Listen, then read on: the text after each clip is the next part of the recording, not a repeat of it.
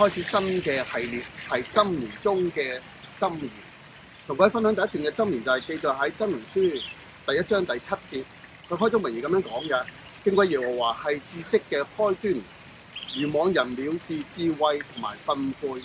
原來喺箴言裏邊好重視講到人係要敬畏上帝，敬畏呢啲位創天造地嘅耶和華上帝，你就得到真正嘅知識。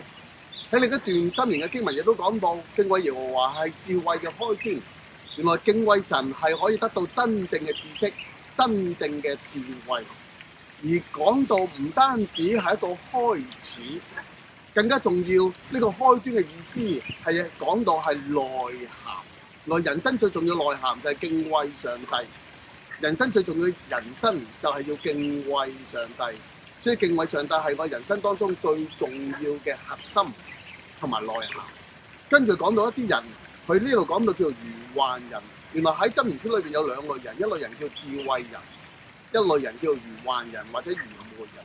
呢啲愚頑人或者愚昧人，佢哋經常係違背上帝嘅教訓，佢唔行喺耶和華上帝嘅善道當中，甚至佢哋唔係敬畏耶和華上帝嘅人，甚至係惡人。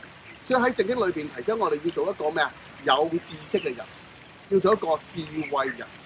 佢嘅首要同埋必要嘅條件就係要敬畏上帝，千祈唔好做一個愚頑人或者愚昧人。呢啲人佢哋經常係自我中心，而佢哋忽視上帝，而唔把耶和華上帝成為生命當中最重要嘅內涵或者核心。